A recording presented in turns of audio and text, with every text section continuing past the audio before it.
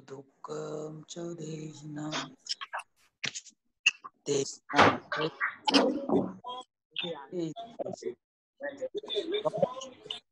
भ्रम शब्द होतो धर्म।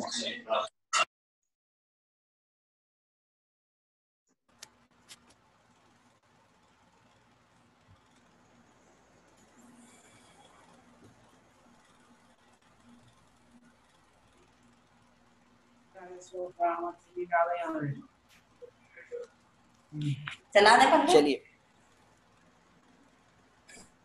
चलिए, आपके पास स्क्रीन भी हो गई है शेयर और आपके पास आने लगे हैं। जब तक सभी लोग जुड़ रहे हैं, देखते हैं जो प्रश्न था हमारा कि नाके नाकों का सम सौख्यम नाके नाकों का सामीप, इसका शाब्दिक अर्थ क्या है। तो नाके मतलब होता है स्वर्ग और नाकों का साम मतलब होता है देवों का।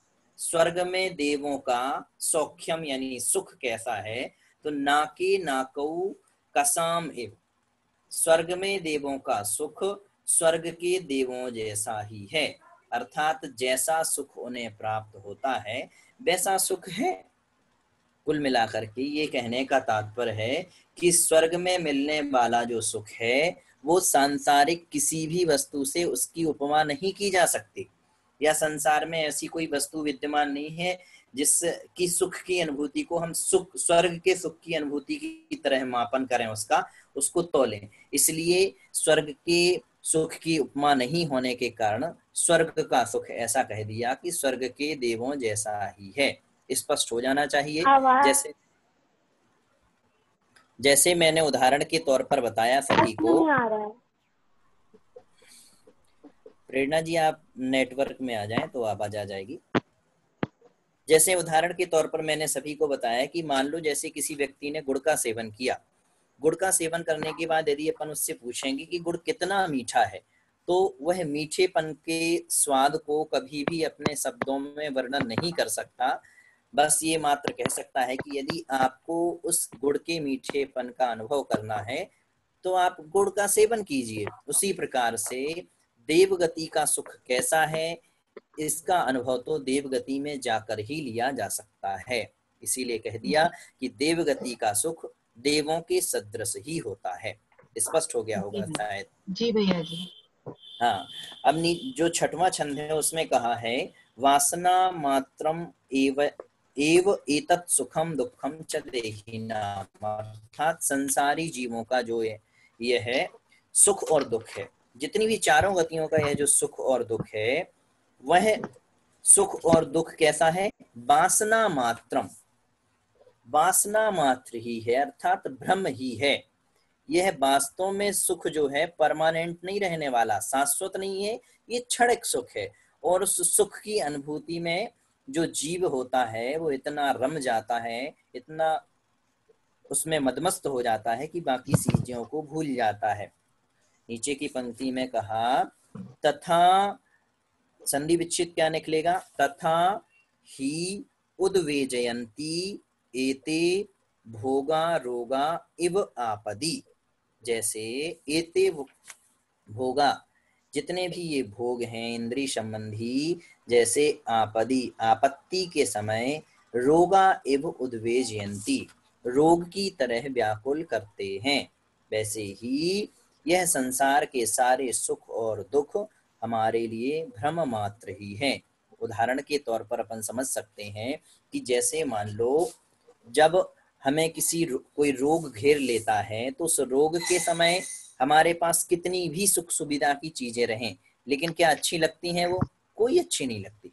मान लो बहुत तेज हमारे लिए बुखार हो जाए या कुछ और हो जाए, बहुत पीड़ादायक कोई एक्सीडेंट हो जाए, उससे पीड़ा हो बहुत, तो उस पीड़ा के समय क्या हमें जितनी भी हमारी भोग की सामग्री है वो अच्छी लगती? कदापि अच्छी नहीं लगती। इसीलिए कहा कि जैसे रोग होने पर भोग की सामग्री भी आपत्ति के समय भोग की सामग्री रोग के समान प्रतीत होती है, उसी प्रकार यह संसार के भोग भी भ्रम मात्र ही हैं। स्पष्ट हो गया होगा। एक और उदाहरण देखते हैं कि जैसे मान लो हमारे पास भोग की सारी सामग्री विद्यमान है, बहुत सुकून में है हम, लेकिन एक ही फोन आ जाए हमारे लिए कि आपके यहाँ छापा पड़ने वाला है बस 10 मिनट में, तो फिर जितनी भी भोग की सामग्री है वो कैसी लगती है? बड़ी ही कष्टदायी लगने लगती है कि अब इसको कहाँ रखें, कहाँ छुपाएं, क्या करें, बहुत सारी चिंताएं सताने लगती हैं और तरह तरह की। तो आपत्ति के समय भोग भी रोग के समान लगते हैं। इसलिए संसार में विद्यमान जो सुख है उसमें हमें इतना मदमस्त नहीं होना चाहिए कि मदमस्त होते हुए हम सब भूल जाएं और सब भूल करके उस सुख की अनुभूति में ही लगे रहें। स्पष्ट हो गया सबको? आगे चलते हैं।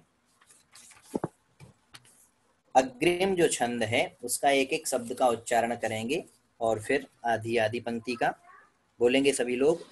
मोहेने संवृतम।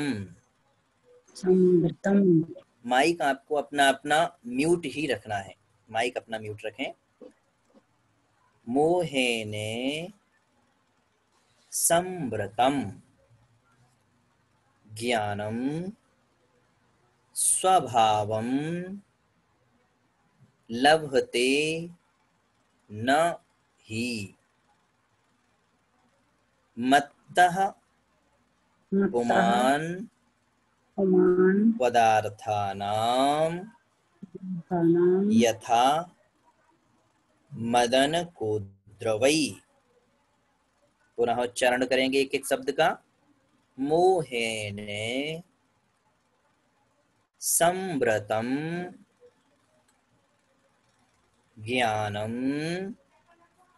स्वभावम लभते नहि मत्तः पुमान् पदार्थानां यथा मदन कोद्रवै। आधी आधी पंक्ति का उच्चारण करेंगे। मोहेन संवृतं ज्ञानम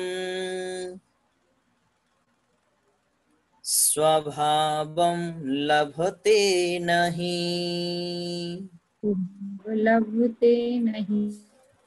मत्तः पुमान् पदार्थानां यथा मदन कोद्रवै। पुनः एक बार और उच्चारण करेंगे। मोहेन संवृतं ज्ञानम स्वभावं लभते नहि मत्तः पुमान् पदार्थानां यथा मदन कोद्रवै। उच्चारण बन जाएगा। बहुत सरल छंद है ये वाला। आचार्य पूज्यपाद स्वामी जी इसमें क्या कहने वाले हैं कि जब इंद्रिय सुख की बात आई कि इंद्रिय सुख भ्रमपूर्ण हैं, इस भ्रमपूर्ण इंद्रिय सुख को हमें इसमें नहीं रमना चाहिए और इसको छोड़ करके आगे बढ़ना चाहिए। तो शिष्य ने प्रश्न किया कि महाराज हम तो प्रयास ही करते हैं आगे बढ़ने का, कौन नहीं करता प्रयास, सभी लोग करते हैं, लेकिन वह प्रयास सफल क्यों नहीं हो रहा है? तो फिर उत्तर देते हुए कहा, देखेंगे छंद। मोहेने अर्थात मोह से, संवृतम ढका हुआ, आच्छादित। संवृत मतलब होता है ढका हुआ, आच्छादित।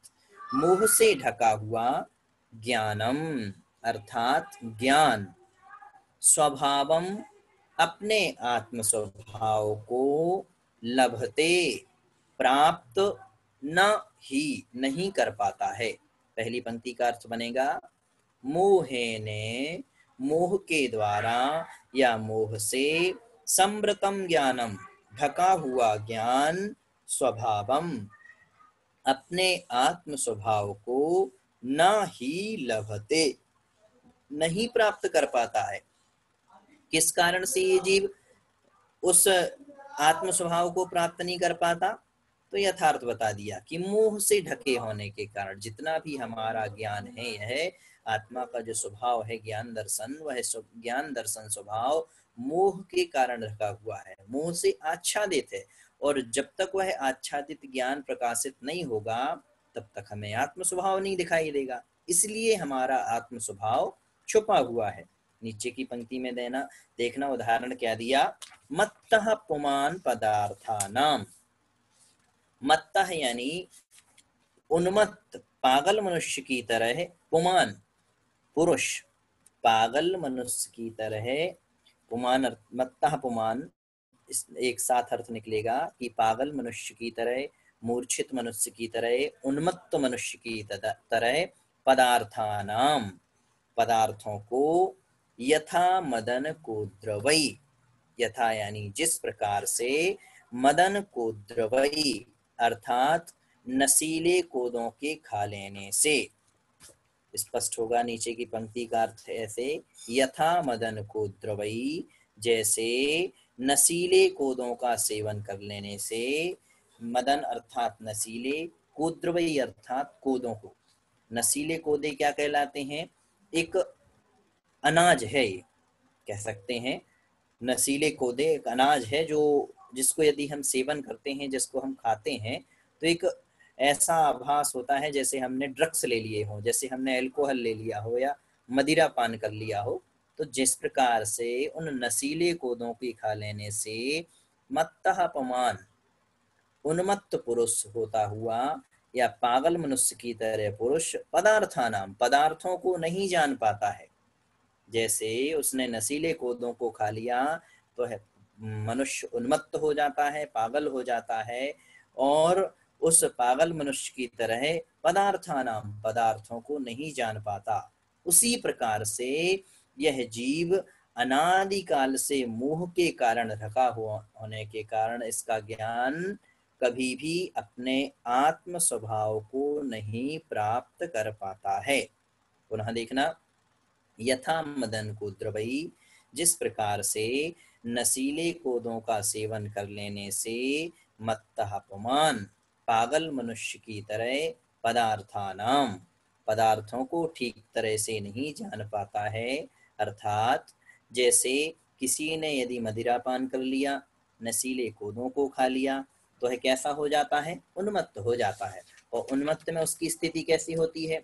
कभी वह बहन को पुत्री कहता है, पुत्री को बहन कहता है, माता को पिता कहता है, पिता को माता कहता है, स्त्री को भाई कहता है, भाई को स्त्री कहता है, इत्यादि प्रकार से उन्मत्त पुरुष ऐसा ही होता है, किसी को कुछ भी बोलता रहता है, कहीं भी गिरता रहता है। उसे अपनी मतलब एक चित्त जो रहता है उसका स्थिर नहीं रहता, स्थिर नहीं होने के कारण उसे पागल कहा जाता है। वैसे ही जैसे वह पदार्थों को ठीक से नहीं जान पाता है, वैसे ही है जीव जो है, इस जीव का ज्ञान अनादिकाल से मोह के कारण ढका हुआ है, और उस मोह ने इसको इतना जकड़ लिया है कि वह स्वभावम नहीं लगते, उसने आज तक कभी भी अपने स्वभाव को प्राप्त नहीं कर पाया। वह अपने स्वभाव को प्राप्त नहीं कर पाने के कारण ही इस संसार में भटक रहा है। यह मोह बहुत खतरनाक है। इस मोह के बारे में आपने बहुत सुना होगा। जब तक यह मोहिनी कर्म हमारे साथ जुड़ा हुआ है, यह ममत्व परिणाम हमारे साथ जुड़ा हुआ है, तब तक हमारा संसार से कल्याण होने वाला नहीं है। क्यों? क्योंकि मान लो जब कभी हम किसी उपदेश को सुनकर के इतने आतुर हो जाते हैं कि वास्तव में हमें अब संयम लेना है, नियम लेना है, और हम बस सोच में पड़ जाते हैं कि विचार करें कि हम संयम ले पाएंगे कि नहीं, और जैसे ही हम विचार वाली स्थिति में जाते हैं तो मोह क्या कह देता है? नहीं, ऐसा नियम कर लोगे तो फिर ऐसा कैसे कर पाओगे, यदि ये नियम ले लोगे तो ऐसा कैसे कर पाओगे, ये कैसे कर पाओगे। यह मोह ही है, ममत्व ही है जो हमें संयम के मार्ग पर बढ़ने से रोक देता है। जैसे उदाहरण के तौर पर मान लो एक बंदर ने घड़े, एक छोटे से घड़े में से चने निकाले। अब जैसे ही उसने घड़े में हाथ डाला और चने को बाहर निकाला, जैसे ही मुट्ठी बंद करके चने बाहर निकालने का प्रयास किया तो मुट्ठी बंद हुई। पहले खुली हुई मुट्ठी थी तो आराम से चली गई, लेकिन बंद हुई मुट्ठी तो बाहर नहीं निकल पाया उसका हाथ। और जैसे ही उसका हाथ बाहर नहीं निकला तो उसने क्या विचार किया कि इस घड़े ने मुझे पकड़ लिया। और जैसे एक पिंजरे में कैद रहने वाला तोता क्या विचार करता है कि इस पिंजरे ने मुझे पकड़ लिया है। पिंजरा खुला हुआ है, उसके पिंजरे का जो पट है, कहना चाहिए जो पिंजरे का खुलने वाला दरवाजा है वो खुला हुआ है, लेकिन फिर भी वह क्या विचार करता है, नहीं उड़ता कि पिंजरे ने मुझे पकड़ लिया है।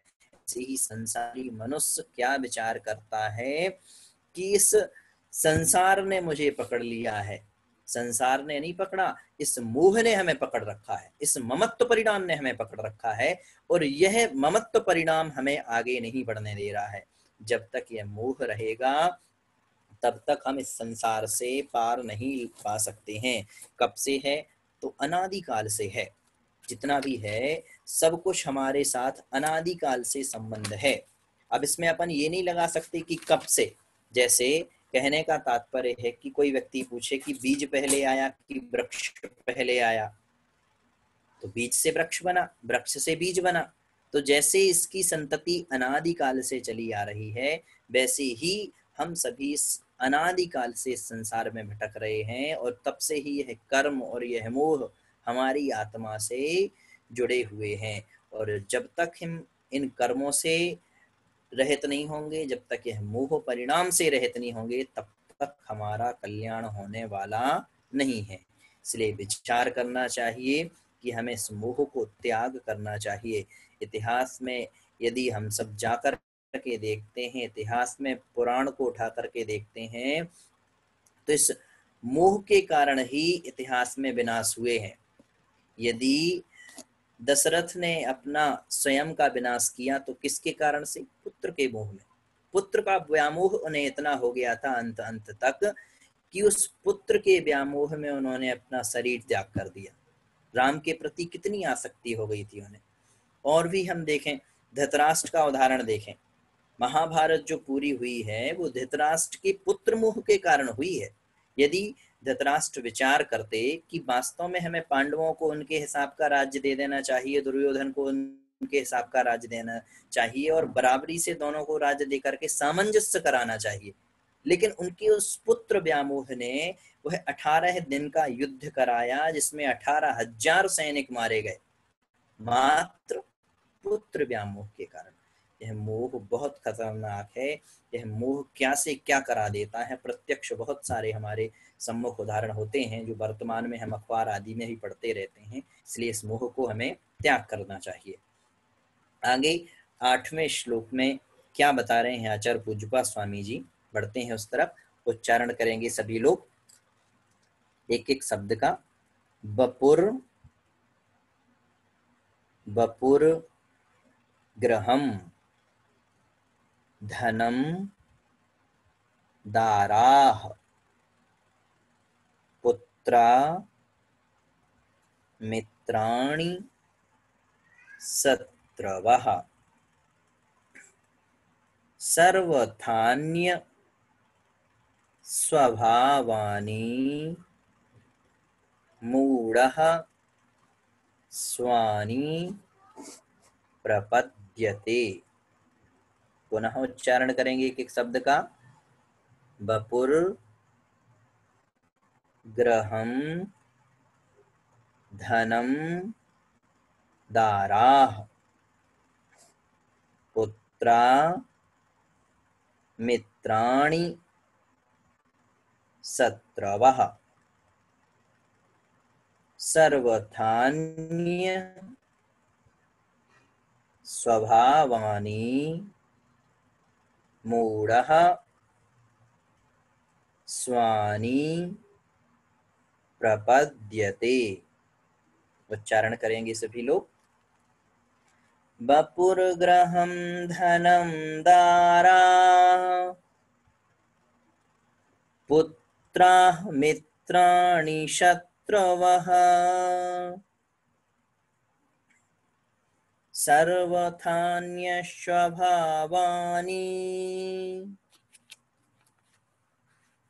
मूढ़ः स्वानि प्रपद्यते।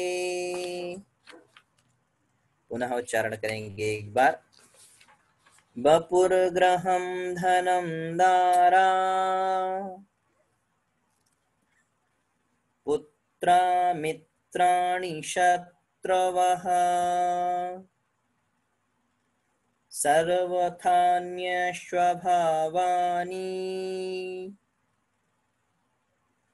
मूढ़ः स्वानि प्रपद्यते। बहुत सरल है ये भी श्लोक। इसमें आचार्य पूज्यपाद स्वामी जी क्या बता रहे हैं, उसी का विस्तार करते हुए कह रहे हैं कि मोह के कारण से व्यक्ति कितना आसक्त हो जाता है संसार के प्रति और संसार की किन किन अवस्थाओं को अपना मानने लगता है, उसी के बारे में आगे बता रहे हैं आचार्य पूज्यपाद स्वामी जी। देखेंगे शब्द सा अर्थ। बपुः अर्थात शरीर। जो बपुर शब्द है वह रा का विसर्ग हो जाएगा और बनेगा बपुः। बपुः मतलब होता है शरीर।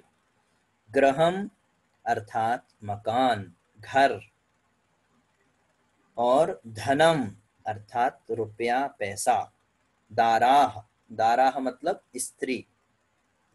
पुत्राः, पुत्राः से तात्पर्य है पुत्रियां, पुत्र पुत्रियां जितनी भी हैं। मित्राणि, मित्र आदिक। शत्रवः, शत्रु। सर्वथा अन्य स्वभावानि, संधि विच्छेद क्या होगा? सर्वथा अन्य स्वभावानि। सर्वथा यानी सभी या सब तरह से सभी। अन्य स्वभावानि अपनी आत्मा से अन्य स्वभाव वाले हैं। फिर भी मूढ़ः जो मोही पुरुष होता है, मोही पुरुष मतलब ममत्व परिणाम में फंसा हुआ, मोह से युक्त पुरुष।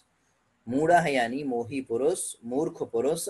स्वानि प्रपद्यते, स्वानि अर्थात अपना, प्रपद्यते यानी मानता है। पुनः देखें। बपुः यानी शरीर, ग्रहम यानी मकान, घर, धनम धन, रुपया, पैसा, दाराः स्त्रियां, स्त्री, पुत्राः पुत्र पुत्रियां, मित्राणि मित्र आदिक, शत्रवः शत्रु, सर्वथा अन्य स्वभावानि सभी, सर्वथा यानी सभी सब तरह से, अन्य स्वभावानि अपनी आत्मा से अन्य स्वभाव वाले हैं। परंतु मूढ़ः जो मूर्ख पुरुष होता है वह क्या? स्वानि प्रपद्यते, इन सब को अपना मानता है। मानता है कि नहीं? स्पष्ट हो गया होगा। बहुत सरल है इसका अर्थ।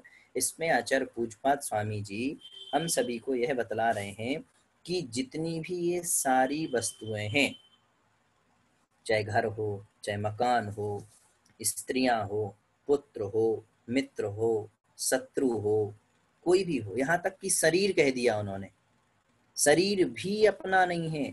ये सारी की सारी वस्तुएं, ये सारे के सारे लोग हमारी आत्मा से भिन्न स्वभाव वाले हैं, हमारी आत्मा से भिन्न प्रतीत होते हैं। लेकिन जो मूर्ख पुरुष होता है, जो मोही पुरुष होता है, वह इन सब को अपना मानता है और संसार में भटकता है। पंडित दौलत राम जी ने कितनी अच्छी पंक्तियां लिखी हैं दूसरी ढाल में। क्या लिखा है? मैं सुखी दुखी मैं रंग राव, मेरे धन ग्रह गोधन प्रभाव, मेरे सुततिय में सबल दीन, बेरूप सुभग मूरख प्रवीण।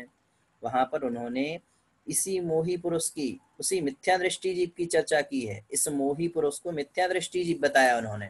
कहा कि जो मिथ्या दृष्टि जीव होता है वो कल्पना करता है कि मैं सुखी हूँ, मैं दुखी हूँ, मैं राजा हूँ, मैं गरीब हूँ, मेरे रंग कराओ, मेरे धन ग्रह गोधन प्रभाव, मेरे घर मकान रुपया पैसा गाय भैंस आदि सब मेरा है। मेरी शुद्धि मैं सबल दीन, मेरे पुत्र हैं, मेरी स्त्री है, मैं बलवान हूँ, मैं निर्बल हूँ, बेरूप सुभग मूरख प्रवीण, मैं कुरूप हूँ, मैं सुंदर हूँ, मैं चतुर हूँ। ये सारी की सारी जितनी भी धारणाएं हैं ये मिथ्या दृष्टि जीव और मोही पुरुष की ही हो सकती हैं, बाकी किसी की नहीं हो सकती। यदि हम सभी लोग इन सब को अपना मानते हैं तो हम संसार में मिथ्या दृष्टि जीव हैं, और मिथ्या दृष्टि जीव होने के साथ साथ इसी कारण से संसार में भटक रहे हैं, और कोई कारण नहीं है।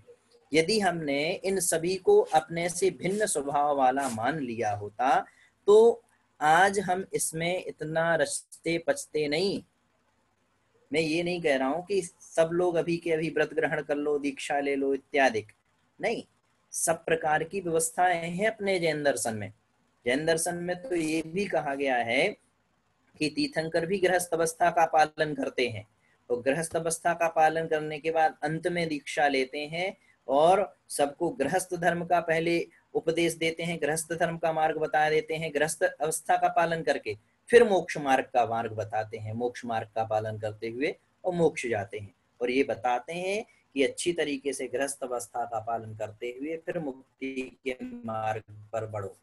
जब सारे कर्तव्यों से निर्मुक्त हो जाओ, सब कर्तव्य अपने पूरे हो जाएं संसार के, तो फिर इस ओर हमें कदम रखना चाहिए।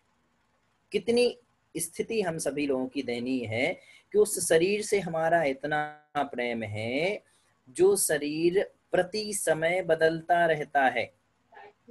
जैसे उदाहरण के तौर पर एक बार की बात है, अकबर ने बीरबल से कहा कि बीरबल इस कोयले को सफेद करके दिखाओ, तुम्हें जितना सर्फ चाहिए उतना सर्फ ले लो, तुम्हें जितनी साबुन चाहिए उतना साबुन ले लो। बीरबल ने कहा कि पहले जितने राज दरबार में उपस्थित हैं वो कोई प्रयास कर लें, बाद में मैं प्रयास करूंगा। सब लोगों ने प्रयास कर लिया, लेकिन कोयले का तो स्वभाव ही है कालापन, उसको कहाँ सफेद होना। बाद में जब बीरबल का नंबर आया तो उन्होंने एक माचिस की सीख से उस कोयले में आग जला दी और वो आग से जल करके स्वच्छ और सफेद हो गया। वैसे कहने का तात्पर्य है कि इस शरीर से राग करोगे, मोह करोगे तो कुछ नहीं होने वाला।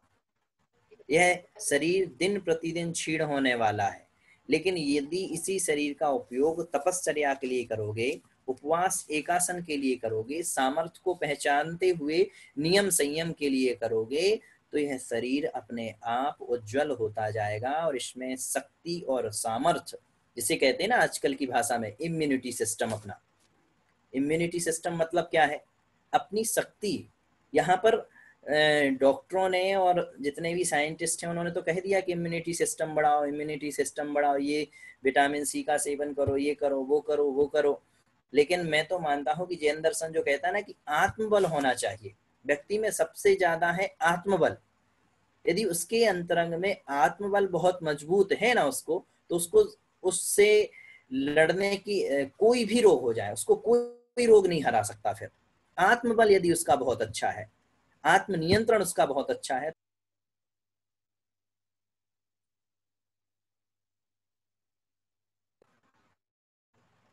वह संसार के सभी रोगों से पार पा लेगा। इसलिए हमें अपने आत्मबल को आवश्यकता है मजबूत करने की।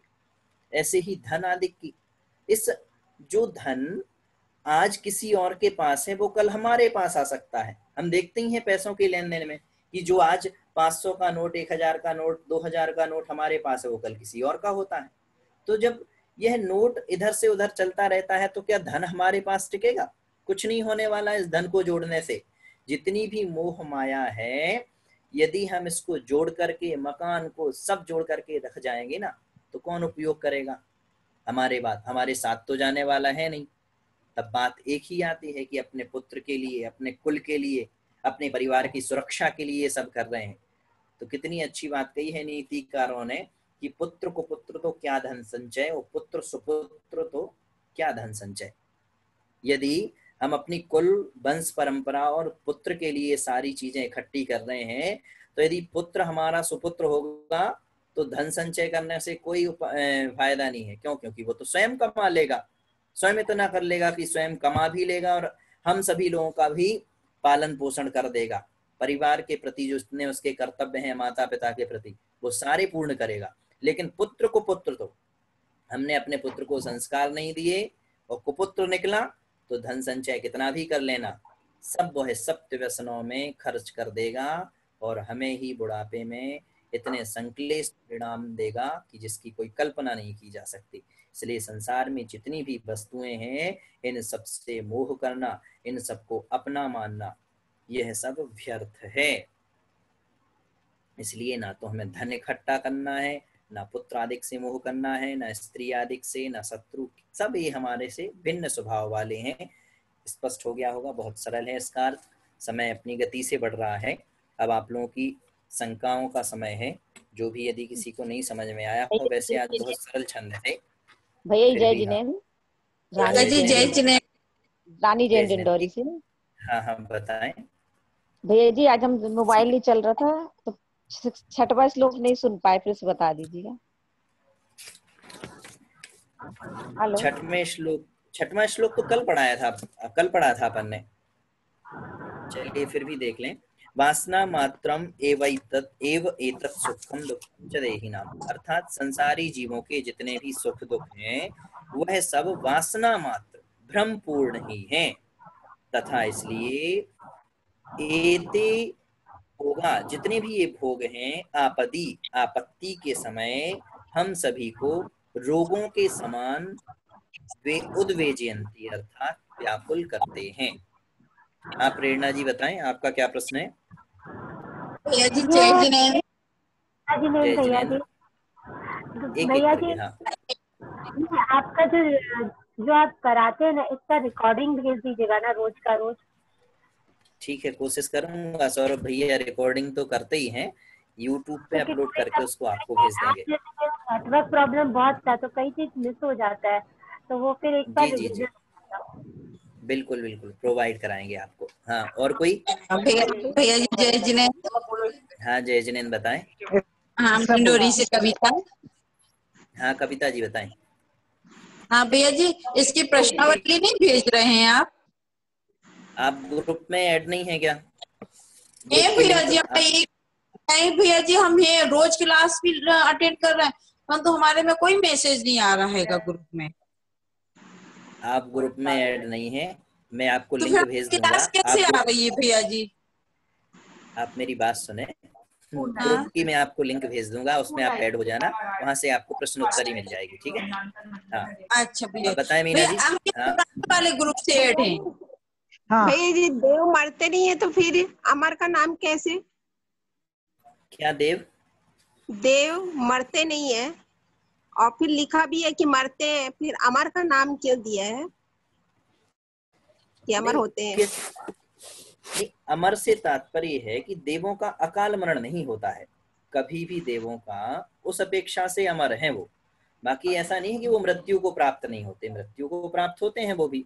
जब उनकी भी आयु पूर्ण हो जाती है देवगति से तो वो मृत्यु को प्राप्त होते हैं वो भी। फिर अपनी जगह जैसी उनकी जहाँ स्थिति होती है, जहाँ का आयु कर्म बनता है वहां जाते हैं वो।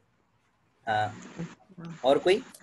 हेलो, जय जिनेन्द्र भैया जी। जय जिनेन्द्र मैं बताएं, मीना कहाँ से? जैन, जबलपुर से। हाँ जब बताएं। जबलपुर से मीना जैन बताएं बताएं। जी। मैं आज ही अटेंड करा है हमने, तो हमें अच्छा अच्छा, पहले का 5 श्लोक इसमें है क्या कहीं रिकॉर्डिंग, या अब हम पढ़ आप सके? हमारे पास अभी आपको शास्त्र जी जी जी नहीं आपको है। प्रोवाइड करा देंगे, पीडीएफ फाइल भी जी प्रोवाइड करा जी, देंगे। और वो आप ग्रुप में ऐड हैं? ग्रुप में ऐड हैं आप? जी जी जी जी, ठीक है, आप भेज दी जाएगी ग्रुप लेकिन अभी तक में। और क्लास कोई यदि अटेंड करी प्रश्न हो? नहीं थी जी। ये अच्छा अच्छा जी। और भैया जी वो प्रश्न मिथ्या दृष्टि क्या? मिथ्या दृष्टि और जो मोहनीय पुरुष जो मोह में फंस जाते हैं, आपने कहा कि ये संसार में जो भटकते हैं, हाँ हाँ, तो ये थोड़ा सा एक बार फिर से एक्सप्लेन कर दीजिए। मिथ्या दृष्टि और मोही पुरुष बात एक ही है। मिथ्या दृष्टि ही मोही होता है। जो सम्यक दृष्टि जीव होगा वो तो कभी मोह करता ही नहीं। सम्यक दृष्टि जीव जानता है कि संसार में जो स्थिति है वह शाश्वत सुख वाली नहीं है, क्षणिक सुख वाली है। सम्यक दृष्टि जीव की चिंतन होता है और सम्यक दृष्टि जीव की पहचान होती है। इसलिए वह तो अपने संसार के मात्र कर्तव्यों को पूर्ण करता है, लेकिन संसार में कभी रुचता नहीं है। जैसे उदाहरण के तौर पर भरत चक्रवर्ती को अपन देखें। भरत चक्रवर्ती के पास क्या था? कितनी सारी 96,000 रानियां, चक्रवर्ती थे तो सारी चीजें थी, 84 लाख हाथी, इतनी सारी चीजें थी। तो इतनी सारी चीजें होने के बाद भी उन्होंने क्या किया? सबको क्षण भंगुर मानते हुए सब चीजों का त्याग कर दिया, दीक्षा ले ली, मोक्ष गए। उन्होंने कभी संसार में रुचि नहीं ली, अर्थात संसार में मोह नहीं किया, राग नहीं किया। उन्हें अपना लक्ष्य ध्यान था कि मुझे तो मोक्ष जाना है बस, जैसे पिताजी ने प्राप्त किया है, जैसे हमारे भाई ने प्राप्त किया है, बस वो भी उसके मार्ग पर उस मार्ग पर बढ़ गए। बस वही हमारा लक्ष्य होना चाहिए। यदि हम इस संसार में आए हैं और हमने इस संसार में जन्म लिया है, जैन धर्म और जिनवाणी के संयोग में जन्म लिया है, तो हमारा ये कर्तव्य बनता है कि हम संसार में ज्यादा अत्यधिक राग ना करते हुए, राग उतना ही ठीक लगता है जिससे संसार चल जाए, जिससे हमारा कर्तव्य पूर्ण हो जाए। अत्यधिक राग जो होता है वो हमारे लिए नुकसानदेह है, मतलब कहने का तात्पर्य वो हमारे लिए नुकसान पहुंचा सकता है। इसलिए अत्यधिक राग नहीं करके, कम राग करके और अपना जो जीवन का लक्ष्य है उसकी प्रतिपूर्ति करते हुए हमें अपने जीवन यापन करना चाहिए। स्पष्ट है? राग को छुड़ाने के लिए हमें क्या करना चाहिए? वो राग में तो हम रमते ही जाते हैं, हम जितना भी कोशिश करें हमें वो अच्छा लगता है और उसके अट्रैक्ट होते रहते हैं, वो छूटता तो है ही नहीं। देखिए, राग वहां बढ़ता है जब हम लोगों से अपेक्षाएं करते हैं, और जब हमारी अपेक्षाओं की प्रतिपूर्ति होती जाती है तो है राग प्रगाढ़ होता जाता है कि नहीं। जैसे मान लो हमने बेटे से अपेक्षा की हमारा ये काम बेटा कर देगा, उदाहरण के तौर पर देख रहा हूँ, वो तो अपना कर्तव्य है, उसे करना ही है, और वो उसने पूरा किया तो उस बेटे के प्रति हमारा राग प्रगाढ़ हो गया। ऐसे ही जितने भी घर में सदस्य हैं, हमने जिन जिन से जो जो अपेक्षा की उन सब से हमारा राग प्रगाढ़ हो गया। लेकिन उस राग से हमें दूर होने के लिए स्वाध्याय की आवश्यकता होती है। जो हमारा ये स्वाध्याय है यह हमारा राग कम कर सकता है।